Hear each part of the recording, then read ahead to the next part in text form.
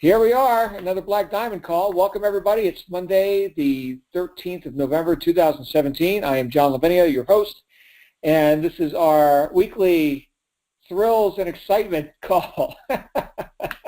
Yes, we have fun each week on this call, and this week will be no different. But I do have a quick announcement, although I think many of you have already seen it in your email inbox, and if not, make sure you register for tomorrow night's special broadcast at the same time. So exactly 24 hours from right now, we're going to be having a special broadcast company-wide with Michael Force and Sarah, who is going to be joining us from somewhere on planet Earth.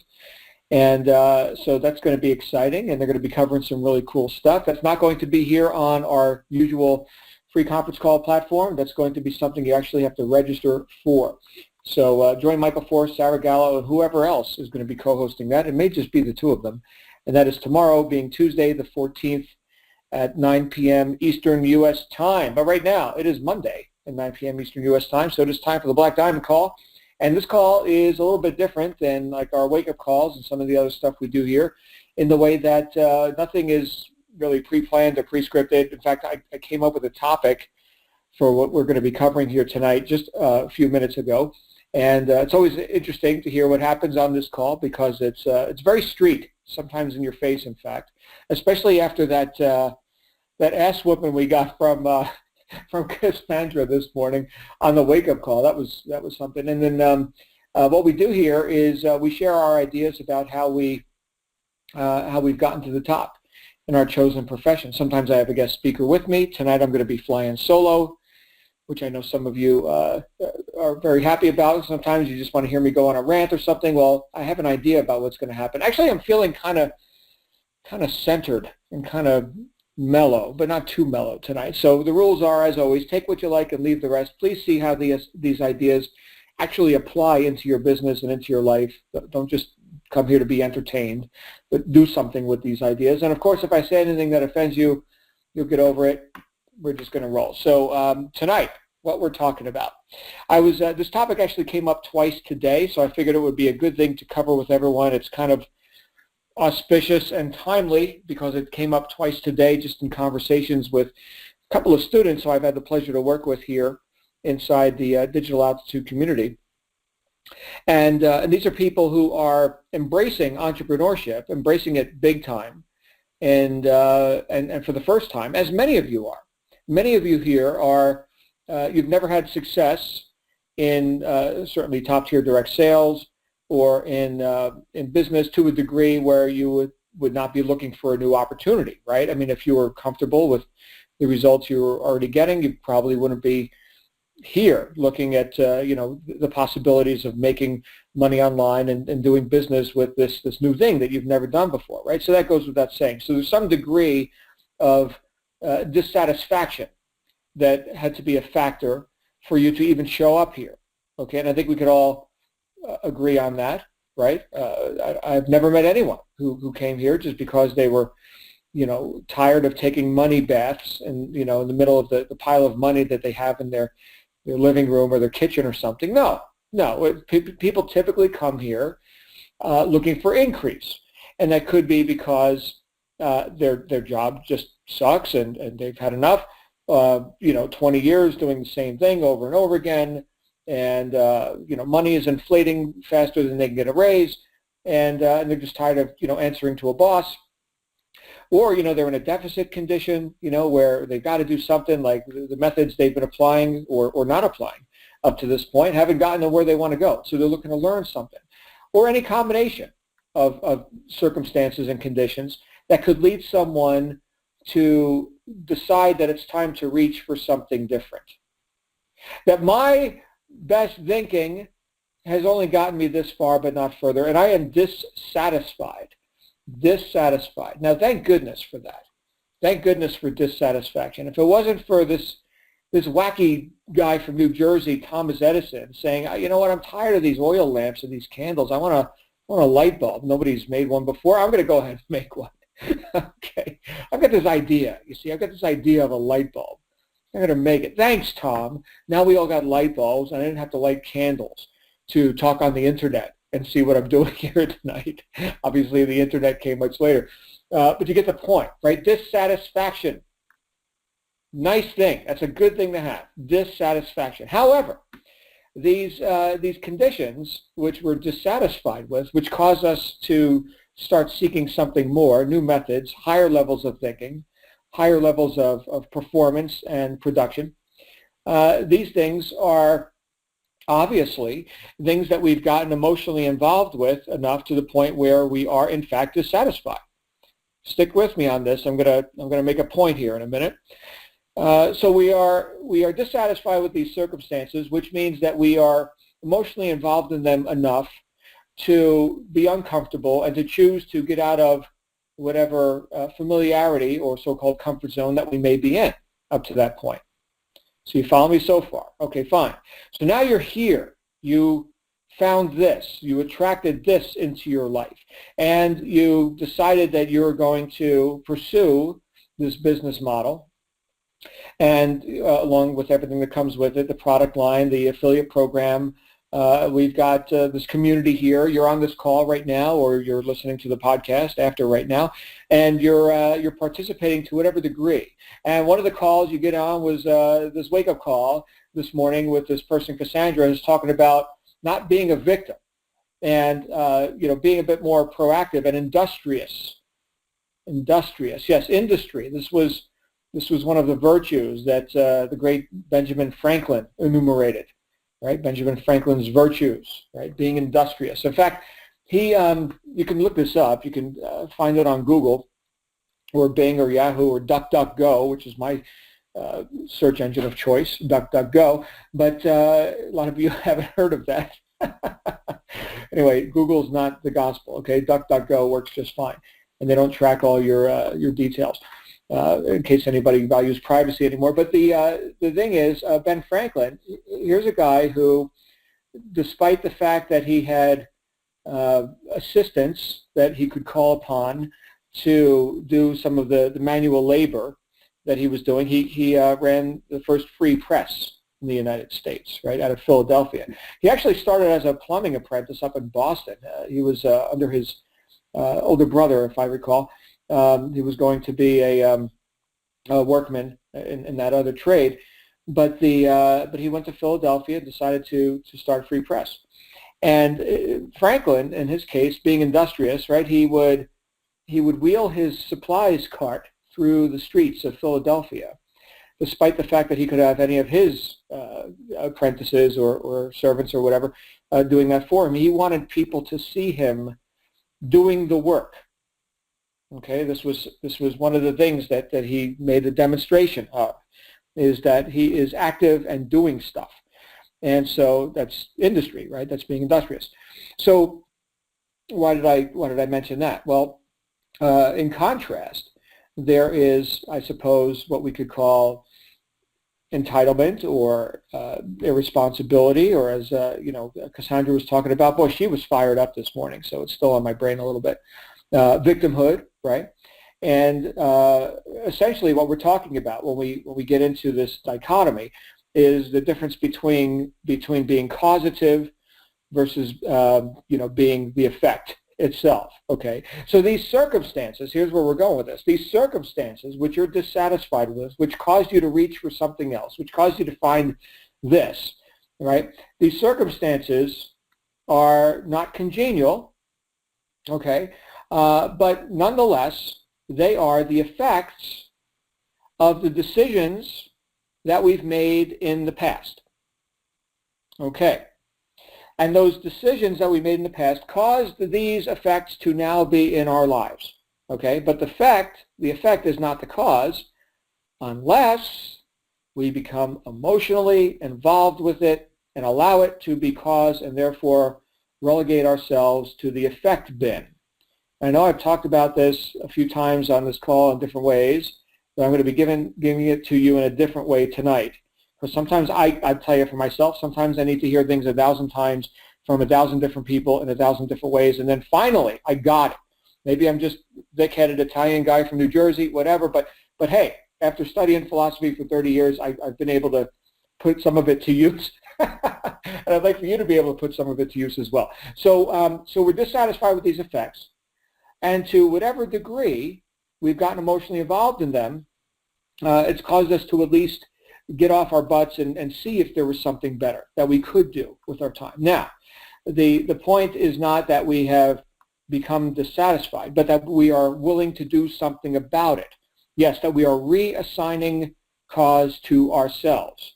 Now I shall be effective. Yes, now I shall create new effects based on where I am going and where I want to go and where I intend and plan and expect to go.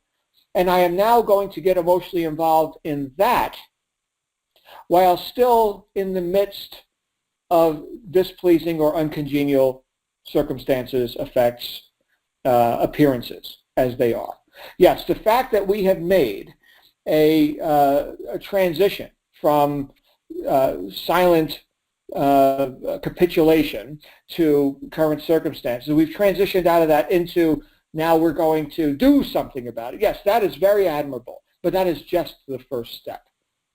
That's it. That's just the first step. Actually, I could say that's the second step. The first step would be recognizing that something was unsatisfactory, right? So you can't solve a problem unless you recognize there is a problem. You must first be able to confront what is.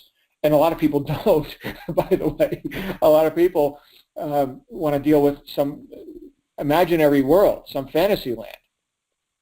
And they're terribly ineffective people. These are the victims. I think that at least one form of the victims that Cassandra was describing this morning.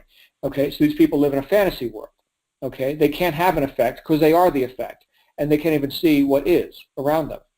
This is very widespread, by the way. Okay, so I know that right now, just the fact that I'm having this conversation with you and you're listening, I'm talking to an elite group. Thank you for being here. Okay, so not only have you recognized that, hey, guess what? I'm dissatisfied with current circumstances and conditions. Okay, very nice. And then you said, oh, well, let me do something about it. And you looked and you found, right? Seeking you shall find. Well, you found. Okay, that's cool. So now you're here on step 2, but there's more to be done. To state the obvious, there's more to be done, because now to bring our intentions to fruition, we must take action, right? We must learn some new things. I've covered this before on these calls that, if you want more control in your life, you must accept more responsibility for that control, and therefore you must learn the actions that are congruent with the acceptance of that responsibility. You see, these things all go together. If you already knew how to make $50,000 a month, you'd already be making $50,000 a month. You don't know how to do that.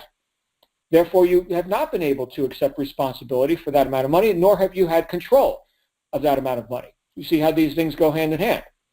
Okay, great.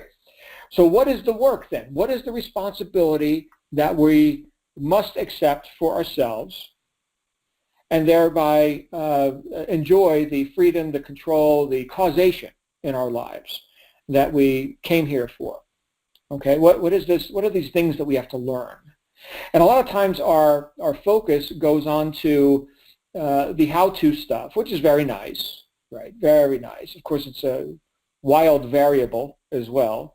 So how do you generate leads? Well, who are you asking? Right? It's a different answer for every person.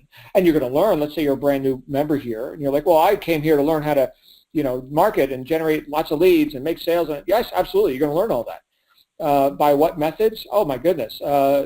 Strap on your seatbelt, because you're going to learn a ton of different methods, and you're going to hone out from all that the ways that you'd like to apply a specific method. No two people do Facebook, for example, exactly the same way. So that's fine, and that means that you can never really saturate a marketplace, right? There's endless variables. There's endless numbers of recipients. Actually, there is an end to it. I suppose if you signed up 7 billion people, you would have saturated the planet, but you'd be a multi-trillionaire. So don't count on that happening. But yeah, there's new people all the time coming into view and deciding for themselves, hey, my circumstances suck. Let me do something about it, right? So you have a fresh marketplace of people every single day. In fact, what is the statistic? Something like 20,000 babies are born every day, right? So you could market to one day's production of humans and it would take you years.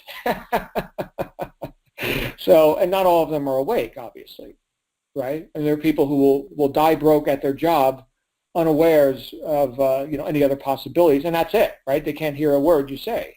And yes, of course, most marketing falls on deaf ears. But if all we're focusing on is the how-to methods, which we cover on Wednesday nights with our On the Rise webinars, and I think we're going to hear some stuff about that tomorrow night on that special broadcast, well, then we're looking amiss. Yes, that stuff is valid, the how-to stuff, that's important, but none of that matters if we're not solid with our purposes.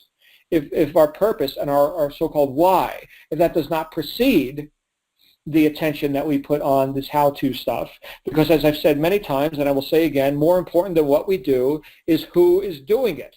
Who is doing it? So what is this work? What's the real work?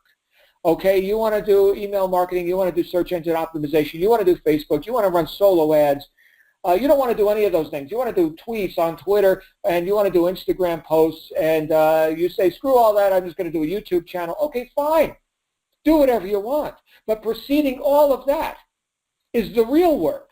Yes, the real work, that which allows you proactively to exit that sphere of victimhood and irresponsibility and effect and become cause yourself. And to illuminate this point, I am going to read from a book that was written over 100 years ago. This came out in 1910, and this is what came up for me twice today, which is why I had this flash of insight. Oh my goodness, I should quote this book tonight on the Black Diamond Call. So I will. It's a book called The Science of Getting Rich by Wallace D. Wattles. And of course, you can download a free copy of this. Just go to your favorite search engine and search The Science of Getting Rich by Wallace D. Wattles, W-A-T-T-L-E-S. And it's an interesting book. It's not a difficult book to read. Some of the English is a bit older because people had better educations, back in the early 1900s. But yeah, you can get through this book in one day, definitely. And Chapter 4, the first principle in the science of getting rich. He talks about, and by the way, this book refers to a philosophy which has been, talked about in many different ways, from Eastern thought, Western thought, religion, secular, etc. It's all, you can find it throughout many of the great writings. But he boils it down into what he calls a science. And in this chapter, the first principle in the science of getting rich, he's talking about thinking substance. In other words, the potential for there to be an effect, an observable reality, like you making the money, you getting the house, the car, the thing you want, you having that experience, that all of that is preceded by the thought of having that. Okay, so the thought, which is not something you can touch, okay, it's a higher form of energy, that is what precedes the manifestation of whatever it is you want, the reason that you're here, right? So you have to take thought in order to even show up here. And now you're going to have to take more thought in order to learn marketing and how to run a YouTube channel or something. But preceding that, we're going to have to take responsibility for our thinking in a more general sense. And so now I want to quote for you what he's talking about here in this chapter. Okay? So it says here, a man's way of doing things is the direct result of the way he thinks about things. To do things in a way you want to do them, you will have to acquire the ability to think the way you want to think. This is the first step toward getting rich. To think what you want to think is to think truth. And he says truth in all caps. Okay? To think what you want to think is to think truth, regardless of appearances. Every man has the natural and inherent power to think what he wants to think, but it requires far more effort to do so than it does to think the thoughts which are suggested by appearances. To think according to appearances is easy. To think truth, regardless of appearances, is laborious and requires the expenditure of more power than any other work man is called upon to perform. There is no labor from which most people shrink as they do from that of sustained and consecutive thought. It is the hardest work in the world. This is especially true when truth is contrary to appearances. Every appearance in the visible world tends to produce a corresponding form in the mind which observes it, and this can only be prevented by holding the thought of truth. Okay, so some of you have heard the saying, know the truth and the truth will set you free. Truth. Okay, so what is the truth? Well, if the effects that you're living in, the appearances, the circumstances that you are enjoying or not enjoying right now are the result of your best thinking up to this point, in other words, the past, right? Well, then you could see how you've, in fact, been quite effective. Yes, you've been very effective. Even if, let's say someone was a fifth generation welfare recipient on the dole, right? Well, yeah, certainly. Their primary and chronic state of thinking has caused that effect to happen. And it's been happening for generations. And it's very effective. I mean, look at all that lack and limitation. Look at all that poverty. I mean, there's no, think of it like this, like a computer, okay? And the computer, you can put in good software, bad software, you can do whatever you want. The computer doesn't have an opinion about it per se. It might crash the computer, it might be crap software, but it will produce an effect. The effect could be a crashed computer. The computer's not going to say, no, don't load that software. Hey, you Windows computer user, no, that's malware. All right, get that out of here. No, it's going to eat it right up. You served it up, it ate it up, right? Computer doesn't care, but you care. So here's where we have to be deliberate in our use of thought. Later in this book, he talks about the use of will. The use of will. And that the purpose of will, the mental faculty of will itself, the purpose of it is not to force yourself to, stop procrastinating or, some other like willpower. People talk about willpower. I need to go to the gym. No, that's not the use of will. Okay, the reason you have the mental faculty of will is so that you can choose the right thought. That's it. That's it. You choose the right thought. You do that often enough. You get emotionally involved with that thought, regardless of appearances, and then you show up at the gym. You see that? So it's not like, oh, I got to force myself to go to the gym, right? It's just, I just keep thinking about, how I want my muscles to look, and then I show up at the gym. Same thing with our bank account. Okay, so we can look at the appearances as they are now, which are what? Circumstances based on decisions we made in the past. They are effects. Effects, they are not cause, unless we are weak in our use of thought, in our use of the will, and we just go into agreement emotionally, go into agreement with that which has already been done. Now, I'm not saying we invalidate or deny or get like all new agey and woo-woo about this and say, oh no, the bank account is just an illusion, or my weak muscles are just an illusion, or my flabby body, or whatever the circumstance or situation is. It's not like we're denying that, as some modern self-help postmodernistic books will tell you that everything is relative. Okay, and yeah, relatively speaking, we can have pleasing or not pleasing results. However, there is such a thing as an objective reality. Okay, and we confront that reality, which is what got us here in the first place. So thank you once again for doing that. A lot of people aren't willing to do that. And then we say, okay, what can I do about it? But the first thing we have to be willing to do about it is to do the hardest thing in the world, according to Wallace D. Wattles. And that is to think truth regardless of appearances. Now this comes down to a principle, which I talked about in my first book, which is just 3 words. I know Pierre Boudon, who we'll be hearing from on Wednesday morning on the wake-up calls, he loves this principle as well, and that is the be, do, have principle. So be, do, and have. Be, do, have. Those 3 words in that order. And when we come to a business, let's say, here we are, and we want to have, right, increased financial ability, and Tom Edison wanted to have a light bulb, right, and we want to have these experiences, right, well, obviously we have to do something to get those things, right, but before all of that, we have to be the person who would have those things. The person who's constantly dwelling on negative appearances, lack, limitation, watching the news, right? CNN, was it Constant Negative News or the Communist News Network or whatever they're calling it these days. These are the merchants of despair for you in your life. These are the people who will remind you incessantly about everything that's wrong and how you are in effect and there's nothing you can do about it. Think about this. You watch the news and you're hearing about the troubles of the world. Okay, is that something you can influence right now? Can you have an effect in that way with the wars going on and all this stuff? Can you have an effect on that?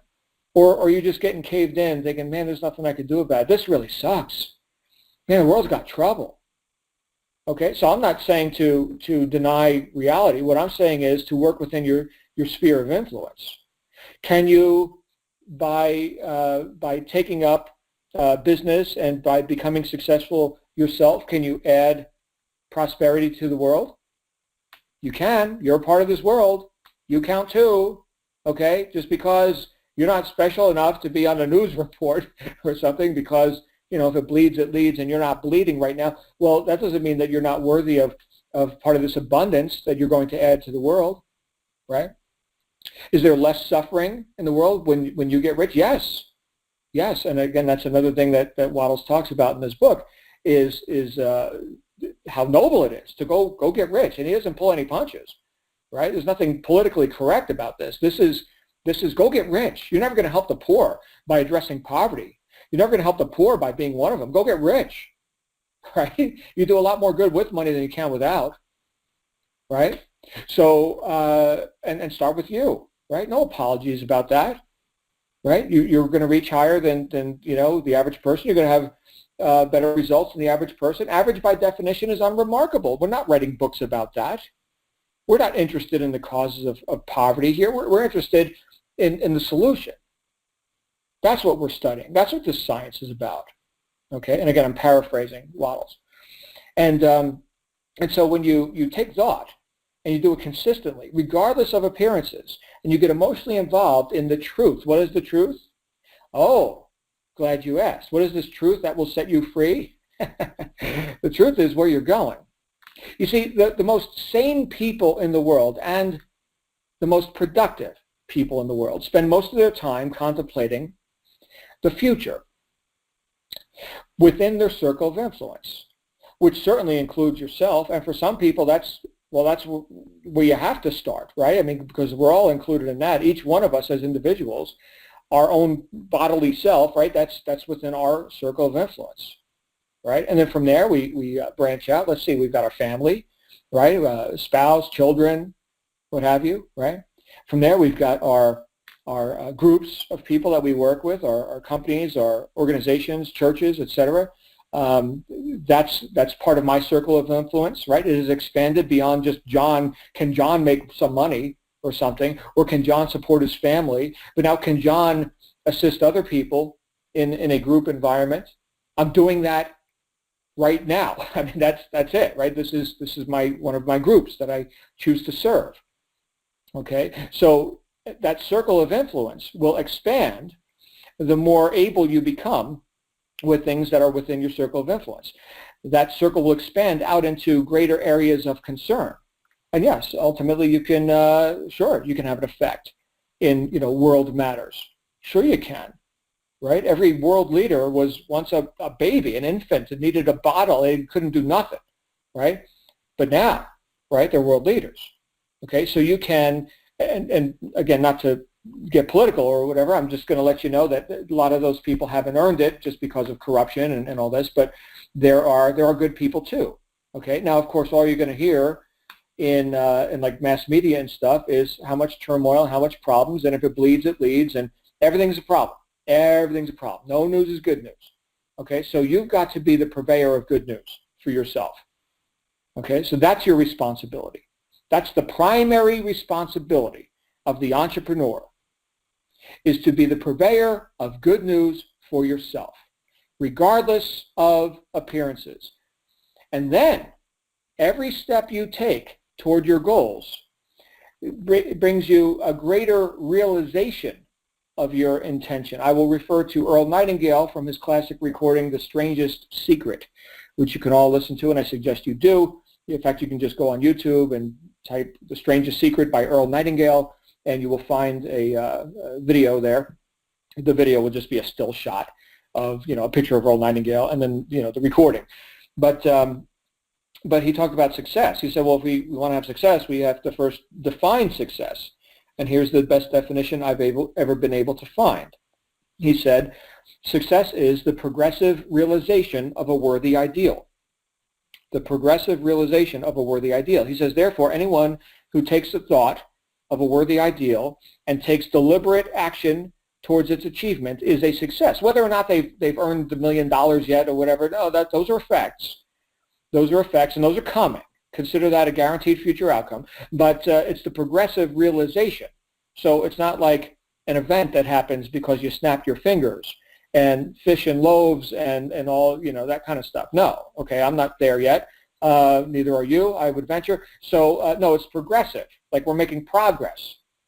But the thing that decides that is whether or not you are deliberately taking thought and taking action toward a worthy ideal. Whose ideal? Your worthy ideal. Your worthy ideal. So the progressive realization, making real, okay, the progressively making real of a worthy ideal. Real meaning that which we can touch, that which we can experience. But it starts in the mind. That's it.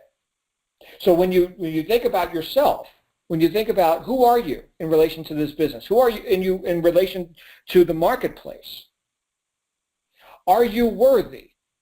Are you worthy to lead others into, well, in our case, we have what? We have an income opportunity. We have an educational curriculum. We've got a community of people here where we're making progressive progress towards a worthy ideal. Of course we're doing that. Are you worthy of leading others into this beautiful offer? You damn well better be. You can't fake this. Okay? People will see right through that. Right? You get some conviction in your mind. Like when you hear top earners and people who come out on these calls, you attend the events, you hear the people on stage and all this kind of stuff. These are people with some knowingness about them and some worthiness about them. They deserve these fruits. They deserve to be rich. Now, they had to deserve that before they got rich. So don't look at the bank account. Don't watch the news. Don't listen to all the nonsense, okay? To think truth, regardless of appearances. That's what you want to do. That's why you've got the mental faculty of will. What is the truth for you? Well, it's whatever you say it is, right? Now, if you're lying to yourself, you'll know it, right? If you're lying to yourself and saying, well, I'm going to, grow wings and flap like a bird and leap tall buildings in a single bound, hey, you're full of it and you know you're full of it. I'm talking about being rational at the same time. You're not insane, okay? And who knows, maybe if you took up enough thought, maybe you would sprout wings. I don't know. I haven't meditated on that long enough. But probably not, right? There is the laws of physics too. So we're going to work with the law, right? We're not going to deny the law. Again, this isn't some new age woo-woo thing. We're going to work, with the laws of physics, okay? But my goodness, do you see any examples? Do you see any examples that this works for anybody? Of course you do. My goodness, you can't go 15 friggin' seconds on Facebook without another person being congratulated by Michael for another Apex sale or, new Rise members. And I mean, it's nonstop. It's an avalanche going on over here. Avalanches of abundance. You guys realize Digital Altitude broke every record in the top tier direct sales industry in its first year in the marketplace. Think about that. Are you any less deserving of such spoils? I don't think so, but that's just what I think. What do you think? That's the real question.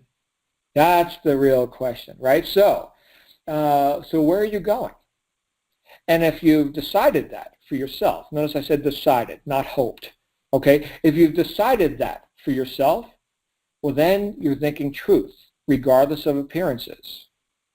I know tomorrow night we've got this special broadcast with Sarah Gallo. She had never made more than $20,000 a year before coming here in February of this year. And she just had her first like $70,000 month, right? So what's that about, right? Is she worthy? Yeah. Does she know it? Oh, yeah, she knows it. She wanted to do the work, yeah, but what's the real work?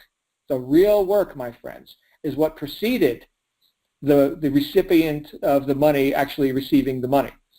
The real work was in the mind of that person and who they had to become prior to taking the actions that would bear that degree of fruit.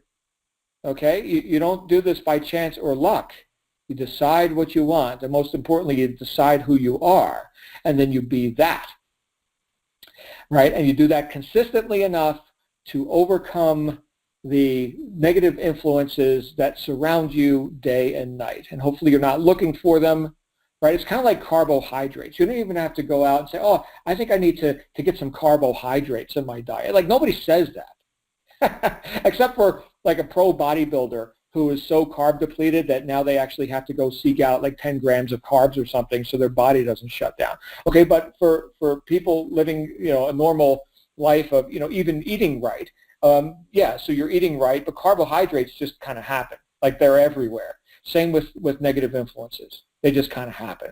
You don't have to seek them out. They're like in everything, okay, or almost everything. So now, getting the lean proteins and the quality, vegetables and nutrients, now that's effort, right? So then we're going to make deliberate choices about that. Okay, so I'm using a fitness example, but it's a great example, right? People who don't choose the right thought, right? Like, oh yeah, I'm gonna look muscular. I'm gonna look good in that bikini. By the way, no matter how much I work out, I still don't look good in a bikini.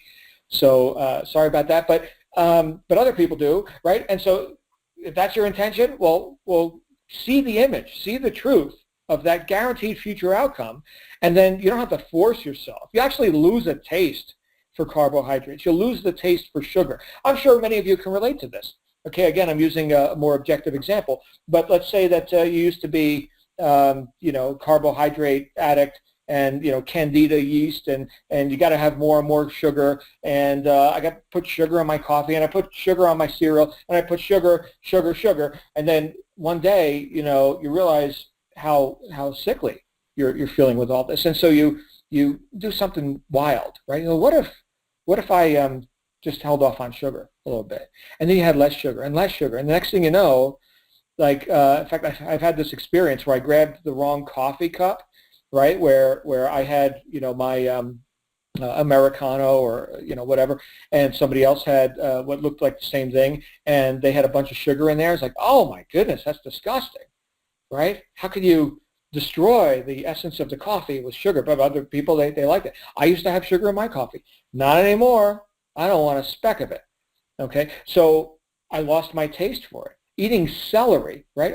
My goodness, I'm on a total tangent right now. But eat celery, and you'll lose your taste for sugar, right? It's very interesting. This is something that you can train yourself. Well, the same thing with things that we're doing here in the more subjective world, and when we're talking about our own thinkingness, right?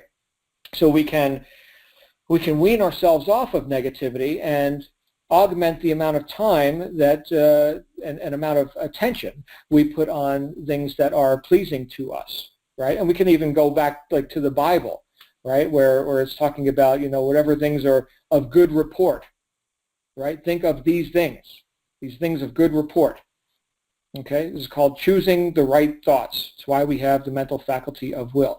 Now, you may be saying, well, you know what? I've decided to do this, and I'm going to take up thought and fix it on my purposes and why I'm here and my guaranteed future outcome, the progressive realization of my worthy ideal. And yet, I do not see any fruit on the tree here. And I've been doing this a week. Where's the fruit? Well, I want you to picture a balancing scale, like a pair of apothecary scales, like in the old open air bazaar, where you're going to put the coins on one side and the grain on the other, and you weigh how much you're actually buying at the marketplace, right? So the scales there, right? And so let's say that for years or decades, you've allowed yourself to be lazy and think about appearances and get emotionally involved with appearances and allow appearances to be the cause and for you to be the effect.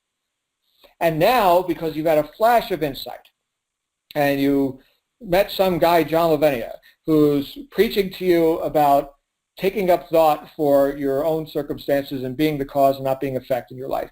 And now you're going to do it. You've made a triumphant effort, and it's been a week. And yes, you are now balancing the scales, like you are putting weight on the positive side of the scale, and whereas you've been putting weight on the negative side of the scale for years and years and years. Do you see the analogy in that? Do you see how maybe the negative side of the scale might be really friggin' heavy right now? Really heavy. Habitually, we've been loading onto that negative side of the scale.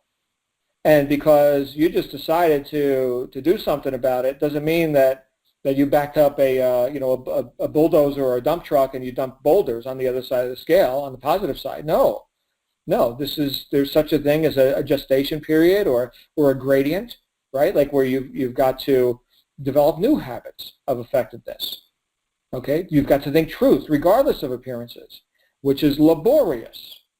Okay, yes, you're going to deliberately put weight onto the positive side of the scale, and it's going to start to get heavier. Okay, and then you'll start to see some results, and then it's going to get even heavier, and you'll see results even faster, and less resistance, and more certainty, and more momentum, right? And when you get to the point where you've got 51% of the weight on the positive side of the scale, and things are falling off the negative side of the scale, right?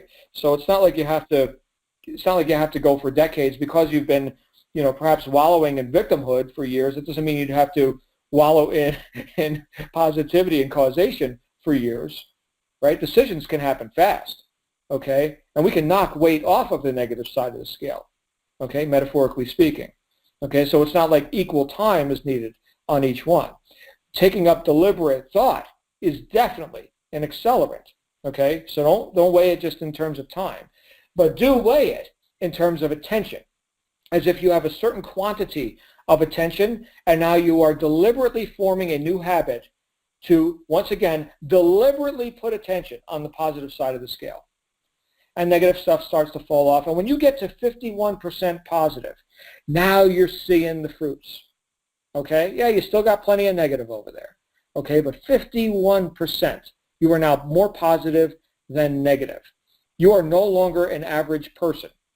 Okay? An average person, by modern definitions, is pretty damn negative, in terms of their ability and belief in their own ability to cause what they want to happen in their own lives. Okay, so we're going to weigh down that positive side of the scale. Now we're at 60%. We're at 70%. My goodness, it's faster. If you ever could get to 100% on the positive side, then I suppose, yeah, I guess it would be, fish and loaves, and, you're levitating, and people are writing tomes about you. But I'm not there. and again, I don't know that anybody on this line is there. But hey, right? The progressive realization of a worthy ideal. That does not mean that you've accomplished all your purposes. Okay. In fact, if you had, you'd be out of the body, and you would not be here. So yes, you still have a purpose, and you're progressively realizing that. Okay. So what we've got to do is the work. Okay. The real work. The doing stuff, the actual activities, the moving of the body, the moving of your mouth, having a conversation, the writing of the email, all that stuff, that's the doingness, but that all comes after the beingness. Be first, then do, then you'll have. Be, do, have, in that order. And this is how we start to take responsibility and accept responsibility, because it was always ours. It's not like we're taking it. Okay, we're just accepting it now, finally. So we're going to accept responsibility for who we're being, to ourselves, to our families, to our groups, to the marketplace, to society. And believe me, my friends, there is nothing pious or noble about you living in lack. And I know this is something that comes up for people all the time, because, they start making more money than their parents ever did. Oh, I don't know. Who am I to do that? Again, here's this worthiness issue. Again, I will say, you will never help the poor by being one of them. Okay? Choose to be worthy. Choose to reach high above mediocrity. Okay? Choose to be remarkable and not average. And you know what? You'll do a lot more good in the world as that, because I don't think the world needs any more victims. Listening to Cassandra this morning, I was pretty convinced she has no use for victims in her life. And thank you for that message. She definitely woke us all up this morning. But you don't have any use for yourself as a victim in your life either. Nor does your family. Nor does this group. This group right here, which you're a part of. Are you an asset to this group? My goodness, I hope you are. I mean, that's why I'm here. Right? I'm here to assist in any way I can, helping people be an asset to themselves and to this group, because you can't have a powerful group without powerful individuals. So be powerful. Please be powerful. Please be the cause of your own success and that of others. Please lead other people to get out of their own way and to realize, oh my goodness, I've been causing such atrocious effects in my life for years. Look at how powerful I am. I guess I'll be more deliberate about that now, right? Because we're going to have an effect one way or another. Whether you like it or not, you're going to have an effect. Just don't let it be the same damn effect that your circumstances told you had to have, because that's what you had yesterday. Yesterday sets no precedent. You have a blank piece of paper, write whatever you want on it. And when you do that often enough and with enough emotion and with enough conviction, then you know what, you start to wonder, how did I ever behave that other way? How did I ever live on only $100,000 a year or 40 grand a year or I don't know, whatever you're making at a job or whatever? That's gas money for your fleet of cars now. Like whatever, right? You remember looking at the prices on the menu? Oh man. Remember driving around to see which gas station had the best price on their sign? Wow, I used to do that? Yeah. The transformation is real, okay? But it's not without expending more power. What did he say here? Let me go back to the, here it is. To think according to appearance is easy. To think truth, regardless of appearances, is laborious and requires the expenditure of more power than any other work man is called upon to perform. So it's not email mastery, is it? Or Facebook strategies of the rich and famous, or that's not it. That's all valid. We'll learn that. That's good. And it'll change again next week, and there'll be new secrets, new strategies, and whatever. You're in the game, and you'll get it. It's all fine. But the real work is you becoming powerful. And with that, I am going to stop running my mouth, which runneth over. and I'm seeing a bunch of stuff here in the chat roll. Thank you guys for your feedback. Thank you. I wasn't able to read the chat roll while talking because I can't read and talk at the same time. I'm not a multitasker, but hey guys, I'm seeing your feedback. Let's go ahead and open this up for any questions and comments. Stand by. Here we go.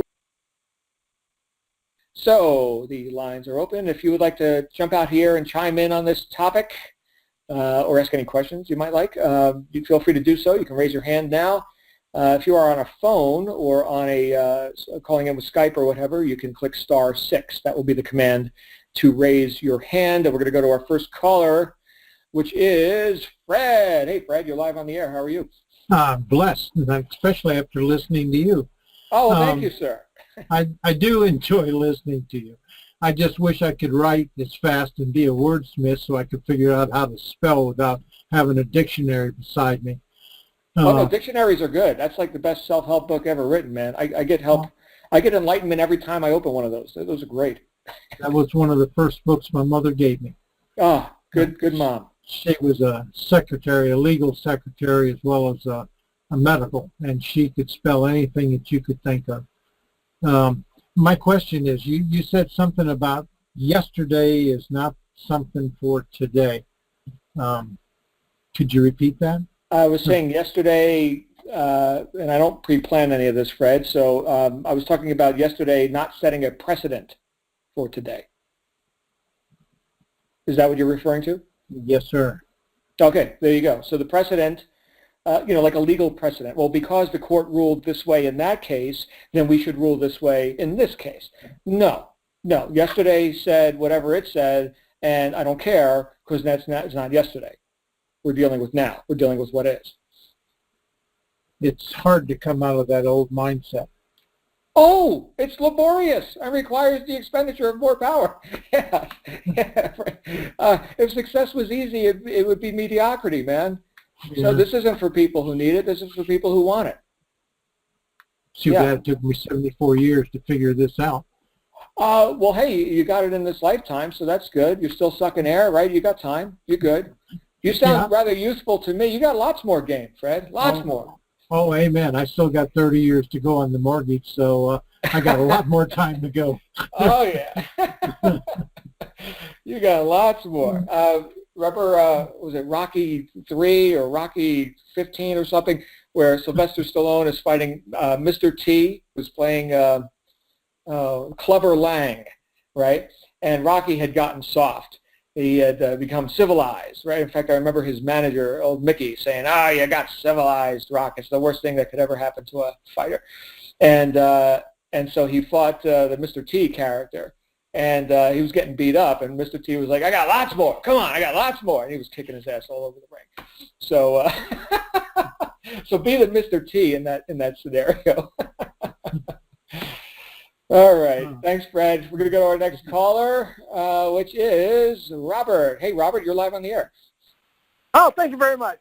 I unfortunately have not gotten to listen to as many Black Diamond calls. I'm so glad I got to tonight. I feel like I just went to church after being gone for decades, and my life is falling apart, and I go in, I hear a sermon that was, when you walk out, you say, that was made for me. Well, I will pass the offering basket now. No, seriously though, it's really what I needed to hear, and I'm brand new to this whole game. Seriously. I just officially got to be a peak member, so I hadn't even got down. So I'm like a little ant trying to run across the football field. I'll get there eventually, but it's sure to be like an awful long way. But anyway, I enjoyed the call tonight. I was mesmerized, and I wish I could take notes as fast as you talk, but it actually sinks in faster than I could have written it down anyway.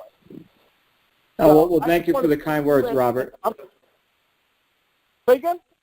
Thank you for the kind words. I really appreciate you coming out here and giving that acknowledgement, because you know what? It's your ability to apply this stuff that really counts. So I wouldn't be too focused on the words as much as what you do with the message, you know. And great news, this is all recorded, and you can go listen to the podcast like 1,000 times if you want.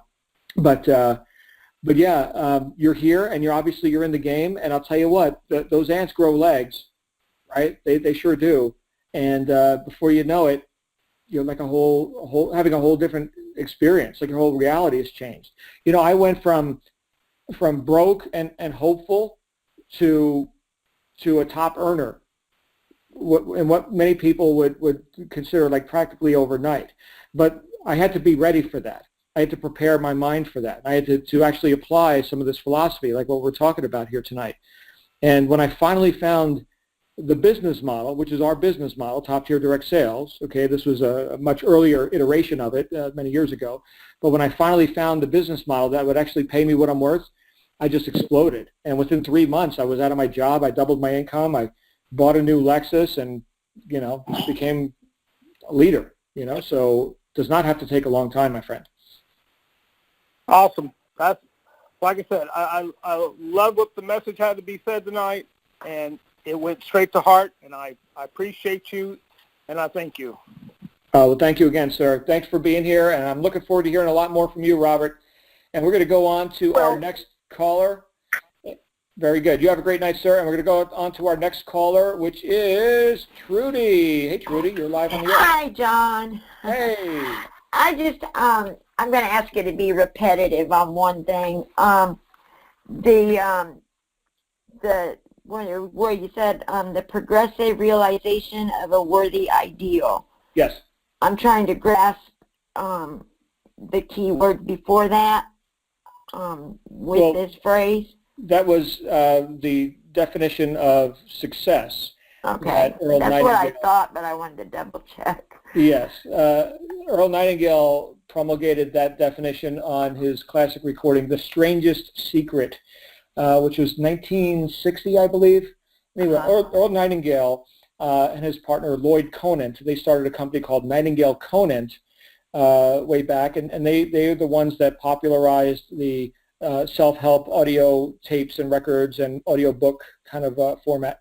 And he was a student of Napoleon Hill, who wrote the legendary book, the Think and Grow Rich. Right. But if you go onto YouTube and type Earl Nightingale, The Strangest Secret, you will find probably 100, recordings of it right there.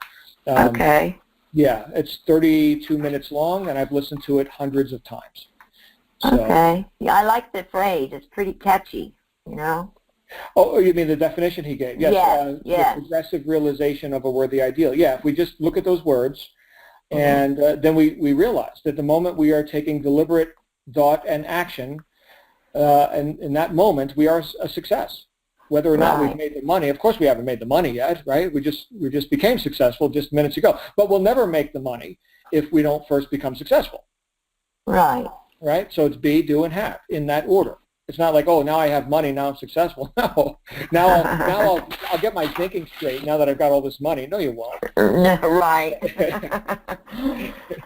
Thank you for that. My pleasure, Trudy. Glad you're here. And thanks for jumping out. And with that, we're going to go ahead and wrap up.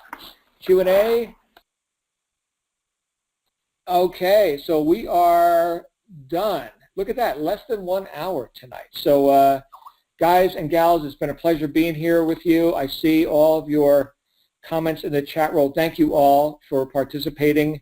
And you know what, I never asked you guys to do this, but I'm going to ask right now. If you enjoyed this episode, go let the people in the Facebook group know about it, because, I really enjoy when you guys join me live. Of course, I know a lot of people can't because they're working their jobs or on the other side of the planet. They're asleep right now in their time zone or whatever. But it's always a pleasure to have you guys here participating live. So maybe entice some other people to do so. Anyway, that's all. We'll wrap up with that. You guys have a great night. You absolutely deserve it. And I will see you in just a few hours on our wake-up call with Joel Straight on Tuesday morning. Bye for now.